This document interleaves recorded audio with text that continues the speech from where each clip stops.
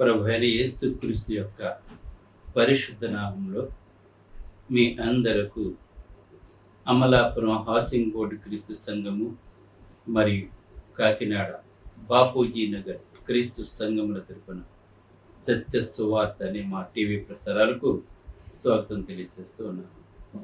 ఇవాళ ధ్యానాశం ఏంటంటే అద్భుతములు. ధ్యానాశం ప్రార్థన చేసుకుందాం. పరలోకమందున్న మా ప్రియ తండ్రి, పరిశుద్ధుడా, నీ పరిశుద్ధ నామమునకు స్తోత్రములు తండ్రి. ఈవేళ అద్భుతము అనే అంశం మీద మాట్లాడబోతూ ఉండగా నాయన నీవే నాతో ఉండి మాట్లాడి అద్భుతాలు ఎవరు చేశారు, ఎప్పుడు చేశారు, ఎలా చేశారు, ఎందుకు చేశారు తండ్రి మా ప్రియులకు వివరిస్తూ ఉండగా నీవు మహాశ్చర్యాలు చేసే గొప్ప దేవుడు నీ ప్రసంగం ద్వారా తెలుసుకోవడానికి ప్రసంగం సహాయపడే లక్ష్యమని క్రీస్తు యేసు నామములో ఈ ప్రార్థన చేయుచున్నాం తండ్రి, ఆమేన్. ఇవాళ అద్భుతము అనే అంశం మీద మనం మాట్లాడుకుందాం. ఈ అద్భుతాల గురించి కనుక మనం ఒకసారి ఆలోచన చేసినట్లయితే ప్రభువైన యేసుక్రీస్తు వారు అనేకమైన అద్భుతాలు చేశారు, సూచక క్రియలు చేశారు. ఆయన చాలా చేశారండి. ఆయన ఈ లోకంలో ఏ ఒక్కరూ చేయలేని అద్భుతాలు, ఆశ్చర్యకార్యాలు, సూచక్రియలు మన ప్రభువైన యేసుక్రీస్తు వారు చేశారు. అలాగనే పాత నిబంధన కాలంలో కూడా తండ్రి అయిన దేవుడు అనేకమైన అద్భుతాలు చేసినట్లుగా దైవ గ్రంథం మనకు వివరిస్తూ ఉంటుంది. ఎబ్రీయులకు రాసిన పత్రిక 2వ అధ్యాయము 3-4 వచనాలు కనుక మనం చూసినట్లయితే ఇక్కడ ఈ గ్రంథకర్త ఏమని రాస్తున్నాడంటే, ఇంత గొప్ప రక్షణను మనము నిర్లక్ష్యము చేసిన ఎలాగూ తప్పించుకుందామని మాట్లాడుతున్నాడు. అంటే ప్రభువైన యేసుక్రీస్తు మానవులను రక్షించటానికి వచ్చినటువంటి దేవుని కుమారుడు. దైవత్వంలో ఆయన ఒకరుగా ఉన్నటువంటి వాడు, దేవునితో సమానుడిగా పిలువబడినటువంటి వాడు. ఆ ప్రభువైన యేసుక్రీస్తు వారు ఎందుకు వచ్చాడంటే పాపులను రక్షించుటకు యేసుక్రీస్తు ఈ లోకములోనికి వచ్చిన ఉందండి. ఇక్కడ చాలా మంది మూర్ఖ జనానికి సిలువలో వేలాడబడ్డాడు, తను తాను రక్షించుకోలేకపోయాడు, తన తండ్రి కూడా యేసు ప్రభుని బ్రతికించలేకపోయాడు, ఆయన ఏమి దేవుడని ముసల్మాన్స్ ఏమని మాట్లాడుతుంటారంటే, తండ్రి పంపించానని చెప్పుకున్నాడు యేసుప్రభు. యేసుప్రభు సిలువ ఎత్తే తండ్రి కూడా అతన్ని కాపాడలేకపోయాడు కనుక ఆయన ఏమి దేవుడని కొంతమంది ముసల్మాన్స్ ఈ మధ్యన విమర్శలు చేస్తూ ఉన్నారు. వాళ్ళకి అది మాత్రమే తెలిసిన వాళ్ళకి. కానీ వాళ్ళు అల్లా అని పిలుస్తారు. అల్లా అంటే అదృశ్యమైన దేవుడు, కనబడని దేవుడు. వాళ్ళు కూడా అబ్రహాం యొక్క సంతానం నుంచి వచ్చినటువంటి వాళ్ళే. అబ్రహాము దేవునికి స్నేహితుడిగా పిలువబడ్డాడు. అబ్రహాం యొక్క దాసి యొక్క సంతానం నుంచి వచ్చినటువంటి వారు వీళ్ళు వాగ్దాన పుత్రుడైనటువంటి ఇస్సాకు యొక్క సంతానంలోంచి వచ్చినటువంటి ప్రభువైన యేసుక్రీస్తుని తను తాను నిరిక్తుడు, ఏమీ చేయలేనటువంటి వాడు, తను తాను కాపాడుకోలేనటువంటి వాడు, తండ్రి కూడా తను కాపాడుకోలేకపోయాడు కనుక క్రిస్టియానిటీ ఈజ్ ద బ్యాడ్ అని చెప్పి మాట్లాడుతున్నాడు వాడు. అంటే క్రిస్టియానిటీ సరైనది కాదు, మా అల్లాయే గొప్పవాడు అని మాట్లాడుతూ ఉంటాడు. కానీ తండ్రి అయిన దేవుడని యెహోవాయే మూలమని, వాళ్ళు పూజిస్తున్నది కూడా తండ్రి అయిన దేవుడని యెహోవానని వాళ్ళు తెలుసుకోలేకపోతున్నారు. ఇంకా ఈ లోకంలో అనేక మంది ఏమని మాట్లాడుతున్నారంటే, ఆయన ప్రజలందరూ రక్షణ కొరకు ఆయన వస్తే, ఆయన చనిపోవటానికి ఇష్టపడి వస్తే, ఎందుకంటే ఆయనని ఎవరూ చంపలేదండి. ఆయన ఆ విధంగా బలి కాకపోతే మానవులకి పాపం నుండి రక్షణ కలగదని చెప్పి ఆయన చనిపోవడానికి వచ్చాడు. నేను చనిపోయినా కూడా నా ప్రాణం పెట్టగలను, మరలా తీసుకోగలను చెప్పినటువంటి వాడండి యేసుప్రభు. ఈ మూర్ఖ జనానికి అర్థం కాదండి ఆయన. ఈ విషయం మూర్ఖమైన జనాలకు అర్థం కాదండి. అది 3 మేకులు లాక్కోలేడని ఒకడు మాట్లాడుతూ ఉంటాడు. తండ్రే కాపాడలేకపోయాడు కుమారుని, ఆయన దేవుడు అని చెప్పి మాట్లాడుతూ ఉంటాడు.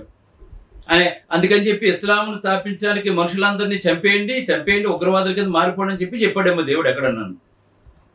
ఈ లోకంలో ప్రపంచంలో ఎంతమంది దేవుళ్ళుగా పిలువబడినా కూడా యేసుక్రీస్తే నిజమైన దేవుని యొక్క లక్షణాలు కలిగి ఉన్నాడు తప్ప ఇతర ఏ దేవుళ్ళు కూడా కామవాంఛ, శరీరవాంఛ, క్రోధము, కోపము, యుద్ధము, చంపుట, అబద్ధాలు, ఇవన్నీ కూడా ఒకరి భార్యను ఒకరు ఉంచుకోవటం, ఇవన్నీ కూడా భయంకరంగా ఈ దేవతలుగా పిలవబడినటువంటి వారికి ఉన్నాయి. కానీ యేసు ప్రభువారు దేవుడు అంటే ఎలాగుంటాడో 100% అలాగే జీవించినటువంటి వాడండి ఆయన. పైగా నరకం ఉందని చెప్తున్నారు. ఎవరైనా సరే తన తండ్రి తన పిల్లలను నరకంలోకి వేసేస్తాడా? దేవుడు అంటే ప్రేమ కలిగినటువంటి వాడని అనేక మంది విమర్శలు చేస్తున్నారు. ఈ క్రైస్తవులు ఏం చెప్తారు? నరకంలోకి వెళ్ళిపోతారు మీరు ప్రభు నమ్ముకోకపోతే అని చెప్తారు. దేవుడు దుర్మార్గుడు గనక తన పిల్లలను నరకంలోకి వేసేస్తున్నారు అని చెప్తూ ఉంటారండి. దేవుడు దుర్మార్గుడు కాదు. దేవుడు ఎందుకైతే తన ప్రజల్ని సృజించాడో ఆ విషయాన్ని మర్చిపోయి భయంకరమైన పాపంలో పడిపోతుంటే వాళ్ళకి ఎన్నో అవకాశాలు ఇస్తే ప్రవక్తలు పంపించి పితరుల ద్వారా, ప్రవక్తల ద్వారా, చివరికి తన కుమారుడైన యేసుక్రీస్తును కూడా ఈ లోకంలోకి పంపించి హెచ్చరిక చేస్తే వాళ్ళెవరూ కూడా వినకపోతే, నమ్మకపోతే, దేవుణ్ణి తిరస్కరిస్తే, ఏ దేవుడైతే సృష్టిని చేశాడో, ఏ దేవుడైతే మానవుని చేశాడో ఆ దేవుడిని తిరస్కరిస్తే మరి మానవులు చేసినందుకు దేవునికి కోపం రాదా?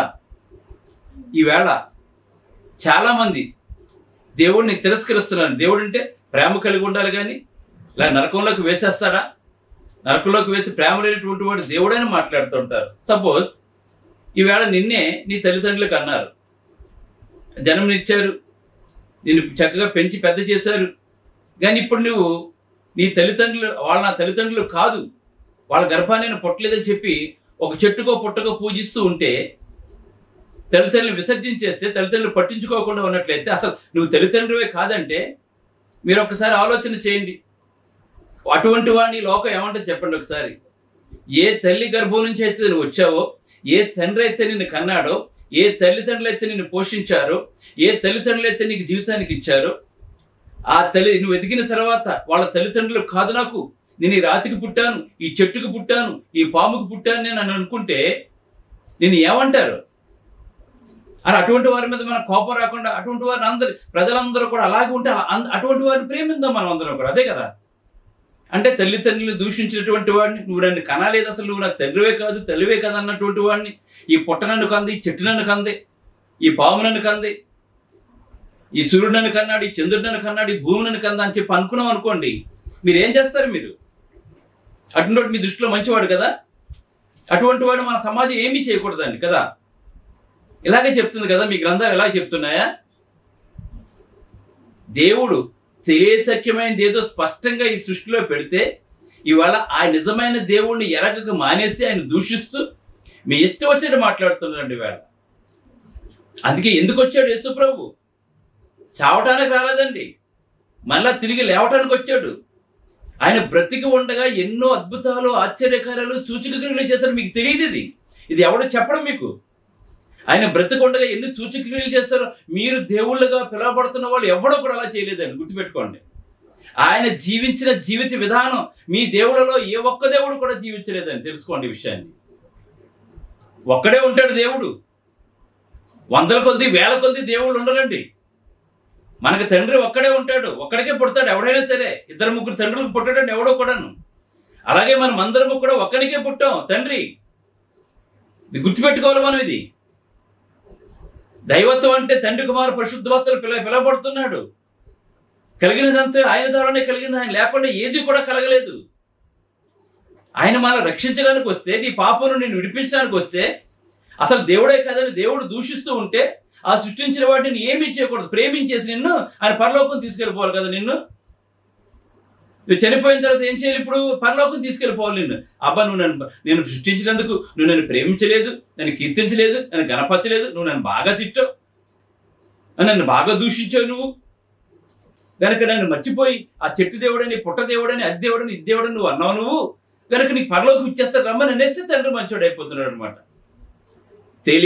తెలియశక్యమైనది ఏదో దేవుడు ముందుగా ప్రజలందరికీ కూడా తెలియజేశాడు. కానీ వినలేనప్పుడు ఏం చేస్తాం? తప్పకుండా శిక్షించాలి. తప్పు చేసిన ప్రతి ఒక్కరు శిక్షించకపోతే ఇంకో 100 మంది తప్పు చేస్తూ ఉంటారు. అది ఇక్కడ మాట్లాడుతున్నాడు. ఎంత గొప్ప రక్షణను మనము నిర్లక్ష్యము చేసిన ఎడల ఇవాళ రక్షణ ప్రకటిస్తున్నాం. నమ్మి బాప్తిస్మం పొందినటువంటి వాడు రక్షించబడును, నమ్మని వానికి శిక్ష విధింపబడు. దేవుడు చెప్పేశాడండి. నువ్వు రక్షించబడ్డావా, నువ్వు శిక్ష నుంచి తప్పించుకుంటావు. నువ్వు శిక్ష నుండి తప్పించుకుంటే రక్షించబడ్డు. నువ్వు రక్షించబడటం మానేసి దేవుడు శిక్షిస్తాడా, నరకం ఉందా, నరకంలో వేస్తే దేవుడు, అటువంటి మాటలు ఎందుకు నీకు? నువ్వు ఆ శిక్ష నీకు ఉండకుండా ఉండాలంటే, ఇప్పుడు చూడండి, ఇవాళ ఉరిశిక్ష చేస్తాడు, ఒక 10 మందిని రేప్ చేస్తాడు, ఉరిశిక్ష చేస్తాడు. చట్టం ఏం చేస్తుందండి? ఎవిడెన్స్ దొరుకుతాయి. నువ్వు మంచి పని చేసావు, ఆ పిల్లలు బాగా పాడు చేసి బాగా చంపేశావు నువ్వు, కనుక నువ్వు చాలా మంచోడు, కనుక నేను మేమేమి చేయట్లేదు, నువ్వు వెళ్ళిపో, సమాజం మీదకి వెళ్ళిపోయి ఇంకో 100 మందిని పాడు చేయమని చెప్పి జడ్జి చెప్తాడు కదా మీకు. తప్పు చేసిన వాడు శిక్షించొద్దు మనం. అసలు ఈ ప్రపంచంలో దొంగతనం చేసినవాడు కానీ, హత్య చేసినటువంటి వాడు కానీ, మానభంగం చేసినటువంటి వాడు కానీ అసలు శిక్షించకూడదు మనం కదా. ఎందుకంటే మనం ప్రేమమూర్తులం కదా. మనలో ప్రేమ ఉండదు. ఒక అంగుళం స్థలం గురించి కొట్టుకు చచ్చిపోతారు ఇక్కడ. 1 రూపాయి కోసం ప్రాణాలు తీసేసుకుంటారు ఇక్కడ. మనుషుల్లో ఎంత స్వార్థం ఉన్నప్పుడు దేవుడు యథార్థవంతంగా ఒక మనిషిని రక్షించడానికి ఎన్నో ప్రయత్నాలు చేస్తుంటే ఆ ప్రయత్నాలు ఫలించకపోతే అటువంటి వాడు శిక్షించరా? తప్పు చేసిన వాడు కోర్టులు శిక్షించవా? ఈవేళ ఎన్ని ఘోరాలు జరుగుతున్నాయి మనకి. ఎంతమంది పిల్లలు డ్రగ్స్ ఇచ్చి పాడు చేసేస్తున్నారు ఈవేళ. ఎంతమందిని ఆడపిల్లల్ని తీసుకువెళ్ళి అమ్మేస్తున్నారు ఈవేళ. మానవ అవయవాల కోసం ఎంతమంది భయంకరంగా మానవుల్ని కిడ్నాప్ చేసి ఈవేళ గుండె ఒకడికి, ఊపిరితిత్తులు ఒకడికి, కిడ్నీలు అమ్మేసుకోవట్లేదు ఈవేళ. ఇటువంటి వాళ్ళందరినీ మనం క్షమించుకోవాలన్నట్టు మనం కదా. మనం క్షమించి ఇటువంటి వాళ్ళని, కానీ దేవుడికి మనం క్షమించేయాలి. మరి ఇటువంటి తప్పులు చేసేస్తుంటే మనం క్షమించేయాలి దేవుడు మనం కదా. మనకే ప్రేమ, దేవునికి అసలు ప్రేమ లేదు మరి కదా. ఇటువంటి తప్పులు చేస్తున్నా సరే జ్ఞానంతో మాట్లాడాలి. జ్ఞానం లేకుండా మాట్లాడుతున్నారు ఈ మధ్య చాలా మంది ఈవేళ. నోరుంది కదా అని చెప్పేసి ఆలోచించకుండా విమర్శన చేయడం మొదలు పెడుతున్నారు ఈవేళ. ఇది కరెక్ట్ కాదండి. రక్షణ చాలా గొప్పది, రక్షణ చాలా విలువైంది. మానవుడు చేసిన పాపం మానవుడి వల్ల కాదు గనక ప్రభువైన యేసుక్రీస్తు వారు ఈ లోకంలోకి రావాల్సి వచ్చిందని తెలుసుకోవాలి. ఇది ఎంత చెప్పినా కొంతమందికి అర్థం కాదండి ఇక్కడ. లేదా కర్రలు పెట్టుకుని మనుషులను చంపేసి అది మతం అవుతుంది. అది మనిషిని చంపేది మతం అవుతుందా? భయంకరంగా మత మార్పులు చేసుకోవటం అంటే, భయపెట్టి మత మార్పులు చేసుకుంటే అది మానవత్వం అవుతుంది. అది ఒకడు మాట్లాడుతూ ఉంటాడు, ఒకడు హిట్లర్ ఎలాగైతే యూదులను చంపేశాడో భారతదేశంలో క్రైస్తవులు కూడా మేము చంపేస్తామని చెప్పి ఒక టీవీ ఛానల్ ఇంటర్వ్యూలు ఇస్తాను మాట్లాడుతున్నాడు. అటువంటి వాడు మంచోడు. మనకి యేసుడు మంచోడు కాదండి. ఎందుకంటే ఆయన రక్షించడానికి వచ్చారు కదా. నిన్ను రక్షించడానికి వస్తే ఆయన విమర్శిస్తావు నువ్వు వేళ. కనుక నువ్వు ఆయన దూషిస్తూ ఉంటే నిన్ను ప్రేమించాలి నిన్ను. అందుకే ఎంత గొప్ప రక్షణను మనం నిర్లక్ష్యం చేసి ఎలా తెప్పించుకుంటావు? నువ్వు రక్షించబడ్డావా, శిక్షను తప్పించుకుంటావు. నువ్వు రక్షణ నిర్లక్ష్యం చేస్తే, నువ్వు సృష్టిలో ఉన్నదాన్ని పూజించుకుంటే ఇదే దేవుడు అనుకుంటే, మేము అన్నిటిలోనూ కూడా దేవత్వాన్ని చూస్తామని చెప్పి చెట్టు దేవుడే, పుట్టా దేవుడు, అన్ని దేవుడు అనుకుంటే, పుట్టమనలకు అంటుందా, చెట్టు మనలకు అంటుందా? సృజించిన వాడు ఎవరండి? నీ తల్లి గర్భంలో రూపించిన వాడు ఎవరండి? ఒక్కసారి నీ పుట్టుక గురించి ఆలోచిస్తే దేవుని యొక్క గొప్పతనం ఏంటో తెలుస్తూ ఉంటుంది.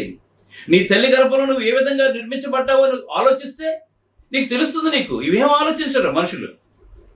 కానీ రక్షణ నిర్లక్ష్యం చేస్తున్నారు, యేసును దూషిస్తున్నారండి. కనుక అట్టి రక్షణ ప్రభు బోధించుడి చేత ఆరంభమై, వినండి, అట్టి రక్షణ ప్రభు బోధించుడి చేత ఆరంభమై దేవుడు తన చిత్తానుసారముగా ఏంటి, ఆయన దేవుడని నిరూపించుకోవడానికి, ఆయన సాధారణమైన వ్యక్తి కాదని నిరూపించుకోవటానికి ఏ మనిషి చేయటువంటి అద్భుతం. అందుకే చెప్తున్నాడు ఇక్కడ, సూచక్రియల చేతను, మహాత్కార్యముల చేతను, నానా విధములైన అద్భుతముల చేతను.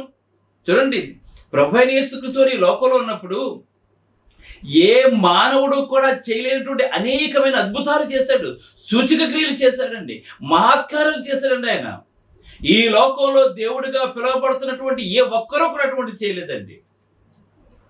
ఏ ఒక్కరూ కూడా చేయలేదండి అలాగా. ఆయన పుట్టుక, మరణము, తిరిగి లేవటము, ఆయన మళ్ళా రెండవ రాకడలో వెళ్ళినప్పుడు తెలుస్తుంటుంది, వచ్చినప్పుడు తెలుస్తుంది. మీకు ఇప్పుడు తెలియదు.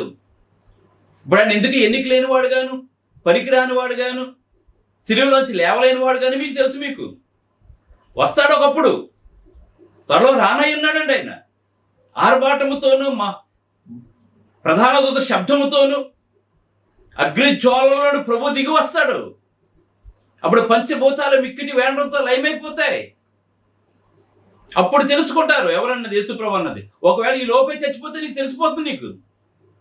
నువ్వు ఆయన రాకూడగానే చచ్చిపోతే అప్పుడు నీకు తెలుస్తుంది ఎవరిని దూషించావో, ఎవరిని ప్రేమించావో నీకు తెలుస్తుంది. అప్పుడు తెలుస్తుంది నీకు. అప్పుడు నువ్వు యుగ యుగాలకు నువ్వు తిట్టుకోవాలి. నువ్వు ఎంత గొప్ప రక్షణ నేను నిర్లక్ష్యం చేశాను అని నువ్వు దూషించుకుంటూ బ్రతుకుతావు, ఏడుస్తూ బ్రతుకుతావు, బాధతో బ్రతుకుతూ ఉంటావు. ఆ బాధ వర్ణించలేనటువంటి బాధ అండి అది. అందుకే ఆయన ఎంత గొప్పవాడో, ఆయన సాధారణమైన వ్యక్తి కాదని ఆయన నిరూపించుకోవడంగా సూచక క్రియల చేతను, మహాకార్యముల చేతను, నానా విధములైన అద్భుతముల చేతను, వివిధమైన పరిశుద్ధాత్మ వరములను అనుగ్రహించుట చేతను వారితో కూడా సాక్ష్యం ఇచ్చుచుండగా వినిన వారి చేత మనకు దృఢపరచబడును అని ఉందండి ఇక్కడ. అంటే ఆయన చేసిన అద్భుతాలు, ఆశ్చర్యకార్యాలు, సూచక క్రియలు ఆయన మాత్రమే కాకుండా ఆయన ఎవరినైతే తన శిష్యులుగా పిలుచుకున్నాడో, మీరు సర్వలోకంలోకి వెళ్ళి సువార్తను ప్రకటించమని చెప్పి ఎవరికైతే చెప్పాడో వారి ద్వారా కూడా దేవుడు అద్భుతాలు చేయించాడండి. ఎందుకు చేయించాడు అద్భుతాలు? ప్రారంభంలో అద్భుతాలు ఎందుకు చేయించాడండి? ఇవన్నీ కూడాను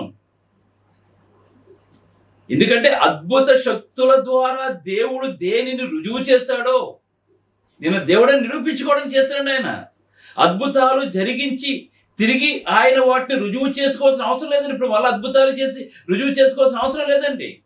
సృష్టి ద్వారా దేవుడు తన ఉనికిని, తన స్వభావాన్ని శాశ్వతంగా రుజువుపరిచాడు. ఆయన ఈ సృష్టిని చూస్తే ఒక అద్భుతం అండి ఇది.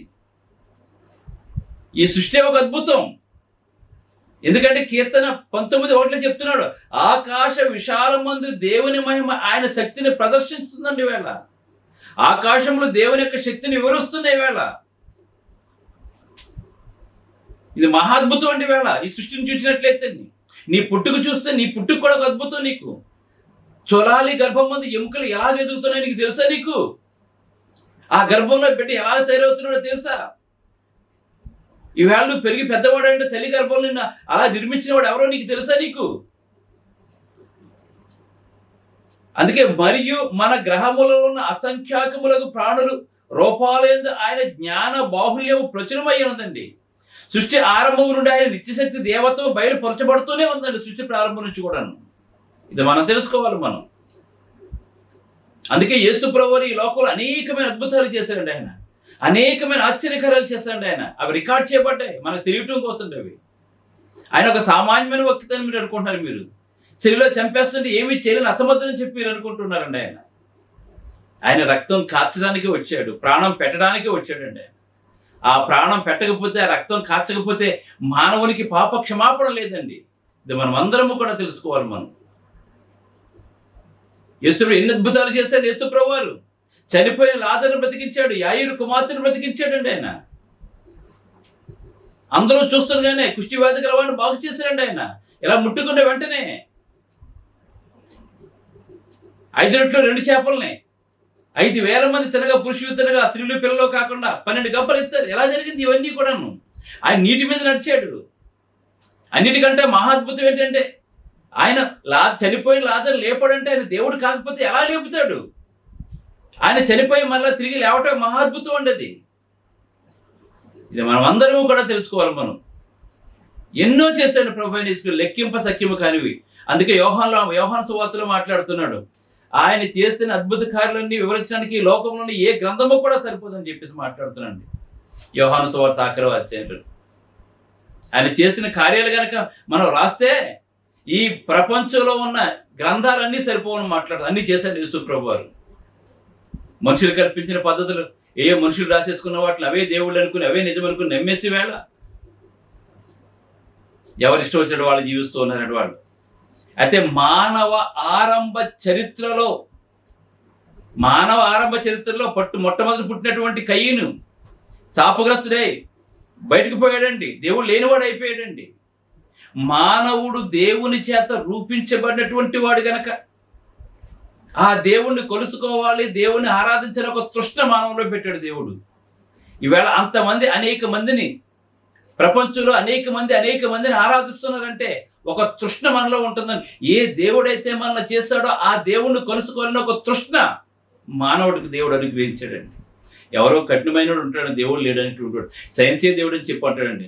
అందుకే బుద్ధిహీనులు దేవుడు లేదని చెప్పి అనుకుంటారు, బుద్ధిహీనులు అనుకుంటారు దేవుడు లేడని. ఎంత సృష్టిని చూసి మానవుడు చేసేస్తున్నాడు కదా అనుకుంటున్నాడు. అప్పుడు ప్రాణాలు ఈ మానవుడు ఇన్ని సృజించేస్తున్నాడు కదా, ఒక సైన్స్ బాగా డెవలప్ అయిపోయింది కనుక మానవుడే దేవుడు అని చెప్పి నువ్వు అనుకుంటున్నావు కదా, ప్రాణాన్ని సృజించు నువ్వు. అప్పుడు మానవుడు గొప్పవాడని చెప్పు. ప్రాణాన్ని సృజించగలడా మానవుడు? బుర్ర తక్కువ మాటలు మాట్లాడుతుంటారు అనేక మంది వేళ. దేవుడు లేడని మాట్లాడుతూ ఉంటారండి వేళ.